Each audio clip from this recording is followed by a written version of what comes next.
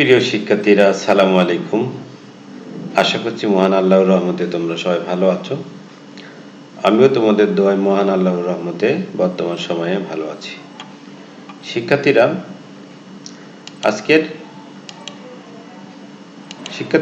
আজকের পাঠ্যপুস্তকনায় আছি। আমি মোহাম্মদ জিয়াউর রহমান, প্রভাষক, ইতিহাস, Kaniz Fatema girls school and college. শিক্ষার্থীরা, আজকের আমি তোমাদের নবম দশম শ্রেণীর বাংলাদেশের ইতিহাস ও বিশ্ব সভ্যতা দ্বিতীয় অধ্যায় থেকে একটি গুরুত্বপূর্ণ পাঠ আলোচনা করব, যে পাঠটি তোমাদের খুবই গুরুত্বপূর্ণ। শিক্ষার্থীরা, তোমরা প্রথম থেকে শেষ পর্যন্ত পাঠটি ভালোভাবে দেখবে এবং কোনো প্রশ্ন উত্তর বুঝতে না পারলে আমাকে জিজ্ঞাসা করবে, আমি জবাব দেব, উত্তর দেব ইনশাল্লাহ। শিক্ষার্থীরা, তাহলে চলো আমরা মূল পাঠে ফিরে যাই এবং মূল পাঠে ফিরে যাওয়ার পূর্বে আমরা কিছু ছবি দেখি। দেখো শিক্ষার্থীরা, আমরা এখানে দুটি ছবি দেখতে পাচ্ছি। একটি আছে পিরামিডের ছবি, অপরটি আছে স্ফিংস। অর্থাৎ এই দুটি ছবি তোমরা অবশ্যই বুঝতে পেরেছো। তাহলে এই ছবি দুটি দেখে আমাদের কোন পাঠটির প্রতি ধারণা দিচ্ছে? জি, অবশ্যই মিশরীয় সভ্যতা। ধন্যবাদ তোমাদের। আজকের আমাদের পাঠের বিষয় হচ্ছে মিশরীয় সভ্যতা। আজকের আমাদের পাঠের বিষয় কি শিক্ষার্থীরা? মিশরীয় সভ্যতা। তাহলে চলো শিক্ষার্থীরা, আমরা এক নজরে শিক্ষণফলগুলো দেখে নিই। দেখো শিক্ষার্থীরা, শিক্ষণফল তোমাদের জন্য আমি এখান থেকে 4টি শিক্ষণফল নির্ধারণ করেছি। পিরামিড কি তা বলতে পারবে, মিশরকে নীল নদের দান বলা হয় কেন তা ব্যাখ্যা করতে পারবে, মিশরীয়দের লিখন পদ্ধতি বর্ণনা করতে পারবে, বিশ্ব সভ্যতায় মিশরীয়দের অবদান ব্যাখ্যা করতে পারবে। শিক্ষার্থীরা, তোমরা যদি প্রথম থেকে শেষ পর্যন্ত পাঠটি ভালোভাবে দেখো তাহলে এই শিক্ষণফলগুলো অতি সহজে তোমরা আয়ত্ত করতে পারবে। তাই আমি মনে করি তোমরা খুবই মনোযোগ সহকারে পাঠটি দেখবে। শিক্ষার্থীরা, চলো আমরা মূল পাঠে ফিরে যাই। মূল পাঠে ফিরে যাওয়ার পূর্বে দেখো শিক্ষার্থীরা, যে সভ্যতা আলোচনা করব মিশরীয় সভ্যতা, সেই মিশরীয় সভ্যতার একটি মানচিত্র আমরা এখানে দেখতে পাচ্ছি। দেখো, এবং সাংকেতিক চিহ্ন দেওয়া আছে। দেখো, মিশরীয় সভ্যতা, পাশাপাশি আছে মেসোপটেমীয় সভ্যতা। কিন্তু আজকে তোমাদের আলোচ্য বিষয় হচ্ছে মিশরীয় সভ্যতা, আর মেসোপটেমীয় সভ্যতা বর্তমান সময়ে তোমাদের পাঠ্য বইয়ে নাই, এটি পূর্বে বইয়ে ছিল। যাই হোক, দেখো শিক্ষার্থীরা, এখানে এই যে চিহ্নগুলো দেওয়া আছে, এই যে মেমফিস, তারপরে এই যে অ্যাসোসিয়ান, এই অঞ্চলে বিশেষ করে দেখো এই চিহ্ন দেওয়াগুলো, এইগুলো হচ্ছে মিশরীয় সভ্যতা। আর বাকি যে চিহ্নগুলো দেওয়া আছে দেখো, এগুলো সবই হচ্ছে বিশেষ করে মেসোপটেমিয়া এবং ব্যাবিলনীয় সভ্যতা। তোমাদের আজকের আলোচ্য বিষয় হচ্ছে মিশরীয় সভ্যতা। শিক্ষার্থীরা, দেখো এখানে মজার বিষয় হলো মিশর আফ্রিকা মহাদেশের একটি দেশ, কিন্তু এর তিন পাশে আছে 3টি মহাদেশ। দেখো, এক পাশে এশিয়া, অপর পাশে আফ্রিকা এবং উপরের দিকে মনে করা হচ্ছে ইউরোপ মহাদেশ। অর্থাৎ 3টি মহাদেশ দ্বারা এই সভ্যতাটা পরিবেষ্টিত। বুঝতে পেরেছ শিক্ষার্থীরা? আজকের আমরা এই মিশরীয় সভ্যতা নিয়ে গুরুত্বপূর্ণ আলোচনা করব। শিক্ষার্থীরা, দেখো আমরা একটি ছবি দেখতে পাচ্ছি। এটি হচ্ছে মিশরের সবচেয়ে বড় পিরামিড। এটি হচ্ছে ফারাও খুফু পিরামিড। এটি হচ্ছে সবচেয়ে, এই মিশরকে কিন্তু বলা হয় পিরামিডের দেশও কিন্তু বলা হয়। আর এই মিশরের ভৌগোলিক অবস্থান দেখো শিক্ষার্থীরা, 3টি মহাদেশ দ্বারা ঘিরে থাকা মিশরের ভৌগোলিক অবস্থান অত্যন্ত গুরুত্বপূর্ণ। দেশটি এশিয়া, আফ্রিকা, ইউরোপ মহাদেশ দ্বারা পরিবেষ্টিত। ভূমধ্য সাগরের উপকূলে অবস্থিত। কোন সাগরের উপকূলে অবস্থিত? ভূমধ্য সাগরের উপকূলে অবস্থিত। এর উত্তরে ভূমধ্য সাগর, পূর্বে লোহিত সাগর, পশ্চিমে সাহারা মরুভূমি, দক্ষিণে সুদান ও আফ্রিকার অন্যান্য দেশ। এর মোট আয়তন হচ্ছে প্রায় 4 লক্ষ বর্গ মাইল। তাহলে শিক্ষার্থীরা, মিশরের মোট আয়তন কত? প্রায় 4 লক্ষ বর্গ মাইল। এবং মিশরীয় সভ্যতা বিশেষ করে নীল নদের তীরে অবস্থিত। কোন নদের তীরে অবস্থিত শিক্ষার্থীরা? নীল নদের তীরে অবস্থিত। তোমরা অবশ্যই মনে রাখবা, নীল নদের তীরে মিশরীয় সভ্যতা অবস্থিত। তোমাদেরকে ভৌগোলিক অবস্থান আলোচনা করার পূর্বেই প্রথমে আমি একটু আলোচনা করি। দেখো, মিশরে বিশেষ করে এর প্রথম পর্বটাকে বলা হতো, যখন কৃষি আবিষ্কার হয়নি তখন এটিকে বলা হতো মানে পুরাতন পাথরের যুগ। আর বিশেষ করে যখন কৃষির আবিষ্কার হয়েছে এটিকে বলা হতো নতুন পাথরের যুগ বা নবপলীয় যুগ। এখানে তোমাদের কিন্তু দুইটা প্রশ্ন পড়ে, এটি জ্ঞানমূলক সংজ্ঞা আকারে। যেমন পুরাতন পাথরের যুগ কাকে বলে বা নবপলীয় যুগ বলতে কি বোঝায়। তাহলে নবপলীয় যুগ অবশ্যই তোমরা বুঝতে পেরেছো যে যখন মিশরে কৃষির আবিষ্কার হয়, এবং অর্থাৎ নতুন পাথরের যুগটাকে কিন্তু বলা হয় নবপলীয় যুগ বা নতুন পাথরের যুগ। চলো শিক্ষার্থীরা আমরা আরো কিছু আলোচনা করি।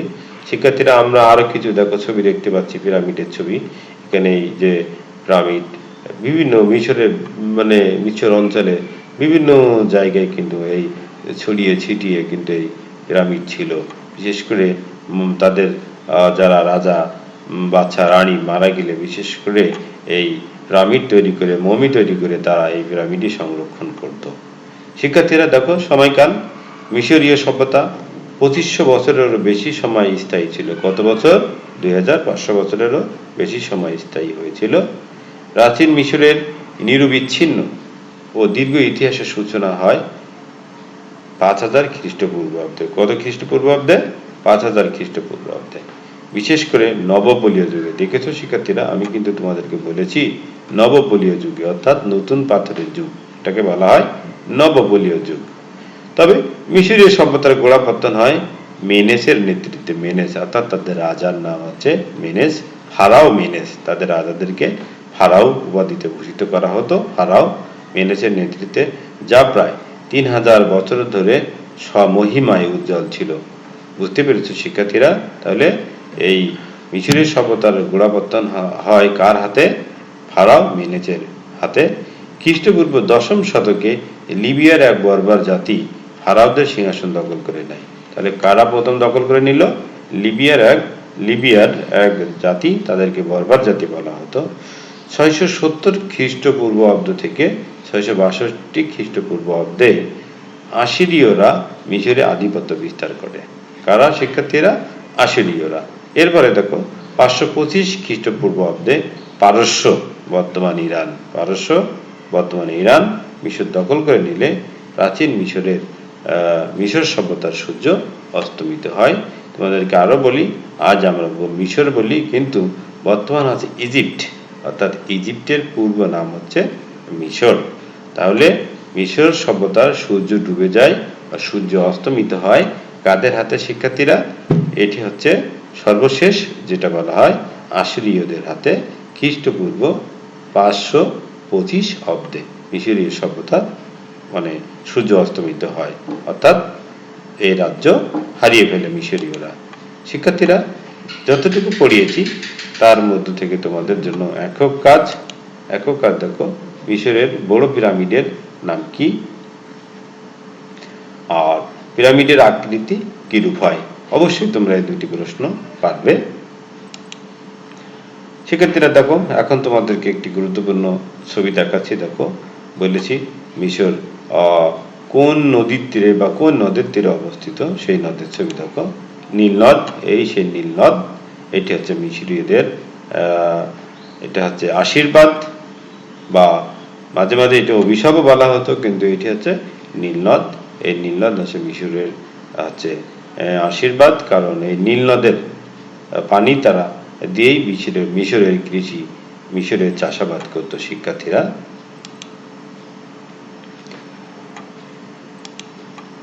দেখো, শিক্ষার্থীরা মিশরের অর্থনীতি মূলত ছিল কৃষি নির্ভর। উৎপাদিত ফসলের মধ্যে উল্লেখযোগ্য ছিল গম, যব, তুলা, পেঁয়াজ, তারপরে বীজ, ফল ইত্যাদি। ব্যবসা বাণিজ্য মিশর ছিল অগ্রগামী। মিশরের উৎপাদিত গম, লিনেন, কাপড় ও মাটির পাত্র ক্রিট দ্বীপ, ফিনিশিয়া, ফিলিস্তিন ও সিরিয়ায় রপ্তানি হতো। বিভিন্ন দেশ থেকে মিশরীয়রা স্বর্ণ, রৌপ্য, হাতির দাঁত, কাঠ ইত্যাদি আমদানি করত। এই একটা ইম্পর্টেন্ট প্রশ্ন তোমাদের কাছে, মিশরীয়রা কি কি আমদানি করত? তাহলে মিশরীয়রা স্বর্ণ, রৌপ্য, হাতির দাঁত, কাঠ ইত্যাদি আমদানি করত। আর বাদ বাকি তাদের দেশে যা উৎপাদিত হতো সেগুলো কিন্তু তারা কি রপ্তানি করত, এবং কোথায় কোথায় রপ্তানি করত দেখো এটা বলেছি। শিক্ষার্থীরা এখন দেখো একটি গুরুত্বপূর্ণ পাঠ, নীল নদ। এই যে নীল নদ, নীল নদের একটু ব্যাখ্যা। নীল নদ মিশরে অবস্থিত, নীল নদের তীরে। মিশরের নীল নদের উৎপত্তি আফ্রিকার লেক ভিক্টোরিয়া থেকে। কোথায় থেকে? আফ্রিকার লেক ভিক্টোরিয়া থেকে। সেখান থেকে নদটি নানা দেশ হয়ে মিশরের মধ্য দিয়ে ভূমধ্য সাগরে এসে পড়েছে। কোন সাগরে এসে পড়েছে শিক্ষার্থীরা? ভূমধ্য সাগরে এসে পড়েছে, অর্থাৎ প্রায় 10টি দেশের উপর মধ্য দিয়ে এই নদটি প্রবাহিত হয়েছে। ইতিহাসের জনক হেরোডোটাস যথার্থই বলেছেন মিশর নীল নদের দান। মিশর কি শিক্ষার্থীরা? নীল নদের দান। একটি ইম্পর্টেন্ট প্রশ্ন। এই কথাটি বলেছে হেরোডোটাস, কিন্তু কেন বলেছে এর ব্যাখ্যাটা আমি একটু পরে তোমাদেরকে দিচ্ছি। তখন নীল নদ না থাকলে মিশরের মরুভূমিতে পরিণত হতো। প্রাচীনকালে প্রতি বছর নীল নদে বন্যা হতো। বন্যার পর পানি সরে গেলে দুই তীরে পলিমাটি পড়ে জমি উর্বর হতো। জমে থাকা পলিমাটিতে জন্মাতো নানা ধরনের ফসল। তাহলে শিক্ষার্থীরা কেন হেরোডোটাস মিশরকে নীল নদের দান বলেছে? অবশ্যই তোমরা বুঝতে পেরেছ যে এই নীল নদ না থাকলে মিশর হতো মরুভূমি, আর মিশরবাসী এই নীল নদের পানি ধরে তারা সেচের ব্যবস্থা করত, কৃষি কাজ করত। বুঝতে পেরেছ শিক্ষার্থীরা? এই জন্য মিশরকে নীল নদের দান বলা হয়। শিক্ষার্থীরা এখন দেখো মিশরের চিত্রকলা, তাদের অবদান। চিত্রকলার ক্ষেত্রে তারা কিন্তু পিছিয়ে ছিল না, তারা কিন্তু এক্ষেত্রেও অনেক গুরুত্বপূর্ণ অবদান রেখেছে। চিত্রকলা দেখো, তারই কিছু ছবি বা নমুনা কিন্তু আমরা এখানে দেখতে পাচ্ছি। বিভিন্ন কারুকাজ তারা কিন্তু এই করেছে মিশরবাসী। দেখো শিক্ষার্থীরা আরো কিছু, বিশেষ করে পিরামিড ছাড়াও আরো কিছু ভাস্কর্য তারা কিন্তু শিল্পের ক্ষেত্রেও সুনিপুণ দক্ষতা রেখেছে। দেখো শিল্প, মিশরীয়দের চিত্রকলা বৈচিত্র্যপূর্ণ ঐতিহাসিক দিক থেকে গুরুত্বপূর্ণ। অন্যান্য দেশের মতো চিত্রশিল্পও গড়ে উঠেছিল ধর্মীয় বিশ্বাস থেকে। তাহলে তাদের সব কিছুর মূলে ছিল কিন্তু ধর্মবিশ্বাস। কি ছিল শিক্ষার্থীরা? ধর্মবিশ্বাস। তারা সমাধি আর মন্দিরের দেয়াল সাজাতে গিয়ে চিত্রশিল্পের সূচনা করে। তাদের প্রিয় রং ছিল সাদা এবং কালো। তাহলে মিশরীয়দের প্রিয় রং কি শিক্ষার্থীরা? সাদা কালো। দেখো সমাধি, পিরামিড, মন্দির, তারপরে প্রাসাদ, প্রমোদ, কানন, সাধারণ ঘর বাড়ির দেয়ালে মিশরীয় চিত্রশিল্পীরা অসাধারণ ছবি এঁকেছেন। সেসব ছবির মধ্যে সমসাময়িক মিশরের রাজনৈতিক, ধর্মীয়, সামাজিক ও পারিবারিক জীবনের কাহিনী ফুটে উঠেছে। অর্থাৎ শুধু ছবি দেখলে হবে না, ছবিটি কিন্তু তাদের সমাজ জীবনের সব কিছু কিন্তু ফুটে উঠেছে, এবং ওই সময় শিল্পীরা কিন্তু এটি করতে সক্ষম হয়েছিল। তাই তারা শিল্পের ক্ষেত্রেও কিন্তু মিশরীয়রা অনেক এগিয়ে ছিল। দেখো শিক্ষার্থীরা এখন কারুশিল্পেও প্রাচীন মিশরীয় শিল্পীরা অসাধারণ দক্ষতা অর্জন করেছিলেন। আসবাবপত্র, মৃৎপাত্র, সোনা, রূপা, মূল্যবান পাথরে খচিত তৈজসপত্র, অলংকার, তারপরে মমির মুখোশ, দৈনন্দিন ব্যবহার্য জিনিসপত্র, হাতির দাঁত ও ধাতুর দ্রব্যাদি মিশরীয় কারুশিল্পের দক্ষতার প্রমাণ বহন করে। দেখো হাতির দাঁত ও ধাতুর দ্রব্যাদি মিশরীয়রা কারুশিল্পের দক্ষতার প্রমাণ করেছে। এখানে একটি প্রশ্ন আমি দেখেছি মাদ্রাসাতে পড়ে যে হাতির দাঁত এবং ধাতুর শিল্পে কোন সভ্যতার মানুষ সবচেয়ে বেশি পারদর্শী ছিল? তাহলে তোমাদের যদি পড়া না থাকে, জানা না থাকে, তাহলে তোমরা কি উত্তর দেবে শিক্ষার্থীরা? তাহলে এখানে উত্তরটা হবে অবশ্যই মিশরীয় সভ্যতার মানুষ এক্ষেত্রে অনেক দক্ষতা অর্জন করেছিল। শিক্ষার্থীরা যা পড়িয়েছি এর মধ্য থেকে তোমাদেরকে জোড়াই কাজ দিচ্ছি। দেখো ফারাওদের দেহকে কেন মমি করা হতো? পিরামিড কিভাবে তৈরি করা হয়েছিল? তোমরা অবশ্যই পারবে। তারপরেও আমি তোমাদেরকে একটু উত্তরটা মিলিয়ে দিই। দেখো মৃত্যুর পরেও রাজারা পরকালে শাসন করবে, তাই দেহকে পচনের হাত থেকে রক্ষার জন্য মমি করা হতো। বুঝতে পেরেছ শিক্ষার্থীরা? তারা মৃত্যুর পরে রাজা হবে এবং আবারও শাসন করবে, এই জন্য তাদের দেহ যাতে মরার পরে পচে না যায়, এই জন্য তারা এই মমি করত। এরপর 2 নম্বর, হাজার হাজার বন্দী দাসদের মাধ্যমে বড় বড় পাথরকে টেনে ধীরে ধীরে উপরে উঠিয়ে পিরামিড তৈরি করা হয়েছিল। এটি মূলত শিক্ষার্থীরা তোমাদের জোড়াই কাজের প্রশ্ন দুটির উত্তর। শিক্ষার্থীরা এখন একটি গুরুত্বপূর্ণ ছবি তোমরা দেখতে পাচ্ছ। দেখো ছবি, তারপরে বিভিন্ন ধরনের লেখার ছবি, নকশার ছবি তোমরা এখানে দেখতে পাচ্ছ। এটি মূলত বিশেষ করে শিক্ষার্থীরা দেখো মিশরের পবিত্র অক্ষর বা হায়ারোগ্লিফিক। আমি যদি তোমাদেরকে এক বাক্যে বলি, মিশরীয়রা তাদের মনের ভাব প্রকাশ করত ছবি এঁকে, মনের ভাব প্রকাশ করত। কিভাবে মনের ভাব প্রকাশ করত শিক্ষার্থীরা? ছবি এঁকে তারা মনের ভাব প্রকাশ করত। এই তারই ছবি কিন্তু এখানে আমরা দেখতে পাচ্ছি। এটিকে বলা হতো পবিত্র অক্ষর বা হায়ারোগ্লিফিক। দেখো এই চিত্রলিপিকে বলা হয় হায়ারোগ্লিফিক বা পবিত্র অক্ষর। মিশরীয়রা নলখাগড়া জাতীয় গাছের কাণ্ড থেকে কাগজ বানাতে শেখে। সেই কাগজের উপর তারা লিখত। গ্রিকরা এই কাগজের নাম দেয় প্যাপিরাস। এই শব্দ থেকে ইংরেজি পেপার শব্দের উৎপত্তি হয়েছে। তোমরা অবশ্যই জানো ইংরেজি একটা শব্দ PAPER, পেপার, অর্থাৎ পেপারের বাংলা হচ্ছে কাগজ। তাহলে কাগজ শব্দটা কোথা থেকে এসেছে? এই পেপার শব্দটি কোথা থেকে এসেছে? প্যাপিরাস শব্দ থেকে কিন্তু উৎপত্তি হয়েছে। ইংরেজিটা এই শব্দের উৎপত্তি ঘটান। এখানে উল্লেখ্য নেপোলিয়ন বোনাপার্ট অর্থাৎ ফ্রান্সের রাজা মিশর জয়ের সময় একটি পাথর আবিষ্কৃত হয় যা রসেটা স্টোন নামে পরিচিত, যাতে গ্রিক এবং হায়ারোগ্লিফিক ভাষায় অনেক লেখা ছিল এই রসেটা স্টোনে, যা থেকে প্রাচীন মিশরের অনেক তথ্য জানা যায়। শিক্ষার্থীরা তোমরা অবশ্যই বুঝতে পেরেছ যে হায়ারোগ্লিফিকের পাশাপাশি এই যে ইংরেজি পেপার শব্দ, প্যাপিরাস কি, বা কারা কাগজ আবিষ্কার করেছে, কিভাবে কাগজ আবিষ্কার করেছে, এটি কিন্তু তোমরা এখন বুঝতে পেরেছ। তাহলে চলো শিক্ষার্থীরা আমরা আরো কিছু আলোচনা করি। এই দেখো শিক্ষার্থীরা সেই প্যাপিরাস বা নলখাগড়া গাছ, আর এই গাছ থেকে তারা কাগজ উৎপাদন করেছে, আর এই কাগজের উপরে লিখেছে, তারই একটি নমুনা কিন্তু আমরা এখানে দেখতে পাচ্ছি। শিক্ষার্থীরা এখন দেখো একটি স্ফিংস, প্রথম তোমাদের এই ছবিটা দেখিয়েছি। এই স্ফিংসটা হচ্ছে দেখো তার মানে মাথাটা হচ্ছে মানুষের, আর সমস্ত শরীরটা মনে করো সিংহের মতো। অর্থাৎ তাদের রাজারা নিজেদেরকে অনেক শক্তিশালী মনে করত।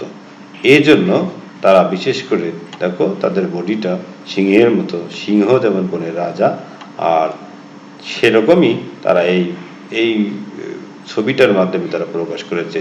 এই ভাস্কর্যটির মাধ্যমে তাদের এটিকে স্ফিংস বলা হতো, এটির মাধ্যমে তারা প্রকাশ করেছে। দেখো ধর্মীয় বিশ্বাস, মিশরীয়দের ধর্ম বিশ্বাস সম্ভবত প্রাচীন মিশরীয়দের মতো অন্য কোনো জাতি জীবনের সকল ক্ষেত্রে এতটা ধর্মীয় নিয়ম কানুন অনুশাসন দ্বারা প্রভাবিত ছিল না। সে কারণে মানব সভ্যতার অনেক ধ্যান ধারণা, রীতিনীতি, আচার অনুষ্ঠানের জন্ম প্রাচীন মিশরে। তারা জড়বস্তুর পূজা করত। কিসের পূজা করত শিক্ষার্থীরা? জড়বস্তুর পূজা করত, মূর্তি পূজা করত, আবার জীবজন্তুর পূজাও করত। বিভিন্ন সময় তাদের ধর্ম বিশ্বাসের পরিবর্তন ঘটেছে। মিশরীয়দের ধারণা ছিল সূর্য দেবতা রে বা আমন রে। কাকে বলতো শিক্ষার্থীরা? রে বা আমন রে। এবং প্রাকৃতিক শক্তি শস্য ও নীল নদের দেবতা ওসিরিস মিলিতভাবে সমগ্র পৃথিবী পরিচালিত করেন। কয়জন দেবতা? অর্থাৎ প্রাকৃতিক শক্তি, শস্য, নীল নদের দেবতা ওসিরিস মিলিতভাবে অর্থাৎ সূর্য দেবতা এবং ওসিরিস তারা উভয় মিলিতভাবে সমগ্র পৃথিবীকে কি করত? পরিচালনা করত। তবে তাদের জীবনে সূর্য দেবতার রে এর গুরুত্ব ছিল সবচেয়ে বেশি। রে বা আমন রে এর গুরুত্ব সবচেয়ে বেশি ছিল, কারণ তারা সূর্য যেমন শক্তিশালী, তাদের রাজারাও এরকম নিজেদেরকে অনেক শক্তিশালী মনে করত। তবে যুগের পরিবর্তনে, সময়ের পরিবর্তনে তাদের ধর্মীয় অনুভূতিতে কিন্তু পরিবর্তন এসেছে। শিক্ষার্থীরা তোমরা বুঝতে পেরেছ। তোমাদেরকে একটু বলে রাখি, তারা যে কাজই করতো না কেন তাদের কাজের মূলে প্রধান বিবেচ্য বিষয় ছিল কিন্তু ধর্ম। ধর্মকে বাদ দিয়ে কিন্তু তারা কোনোদিন কোনো কাজ করেনি। এটি ছিল মূলত মিশরীয়দের মূল আর কি থিমস, মূল কথা। শিক্ষার্থীরা এতক্ষণ যাবত তোমরা মিশরীয় সভ্যতা সম্পর্কে গুরুত্ব সহকারে দেখেছ এবং বুঝতে পেরেছ যে এই পাঠে কত প্রশ্ন আছে, কিভাবে কি করতে হবে। এখন তোমাদেরকে কিছু প্রশ্ন মূল্যায়নের জন্য দিচ্ছি। দেখো, মিশরীয়রা কোন কোন ক্ষেত্রে অবদান রেখেছে? দেখো, ধর্মীয় ক্ষেত্রে, স্থাপত্য ভাস্কর্য শিল্পে, লিখন পদ্ধতিতে, চিকিৎসায়, চিত্রশিল্পে কিন্তু তারা অবদান রেখেছে। মিশরীয়দের লিখন পদ্ধতির নাম কি? কবিদের অক্ষর বা হায়ারোগ্লিফিক। মিশরকে নীল নদের দান কে বলেছেন? মিশরকে নীল নদের দান বলেছেন হেরোডোটাস। মিশর দেশটি কয়টি মহাদেশ দ্বারা পরিবেষ্টিত? মিশর দেশটি 3টি মহাদেশ দ্বারা পরিবেষ্টিত। তাহলে তোমরা শুধু এই নাই, আরও এখান থেকে বাকি পাঠটি যদি বাসায় 1 থেকে 2 বার অনুশীলন করো, তাহলে আমি মনে করি তোমাদের সব সমস্যার সমাধান হয়ে যাবে। এই যদি তোমরা অনুশীলন করো বাসায়। শিক্ষার্থীরা, আমি আলোচনার শেষ পর্যায়ে চলে এসেছি। তোমরা বাসায় বর্তমান সময়ে অবসর সময়টা কাজে লাগাবে। তার জন্য তোমাদেরকে অল্প বাড়ির কাজ দিচ্ছি। বাড়ির কাজটি হলো, বর্তমান বিশ্ব মিশরীয় সভ্যতার কাছে ঋণী ব্যাখ্যা করো। তোমরা এই কাজটি খাতায় লিখে নাও এবং বাসায় প্র্যাকটিস করবে, তাহলে এখান থেকে আরও অন্যান্য প্রশ্নের উত্তরও সমাধান হয়ে যাবে। শিক্ষার্থীরা, আমি আজকের আলোচনা শেষ পর্যায়ে চলে এসেছি। তোমরা বর্তমান সময়ে বাসায় ভালো থাকবে, নিরাপদে থাকবে। তোমাদের সবাইকে ধন্যবাদ জানিয়ে আমি আমার ক্লাস এখানে শেষ করছি। আসসালামু আলাইকুম।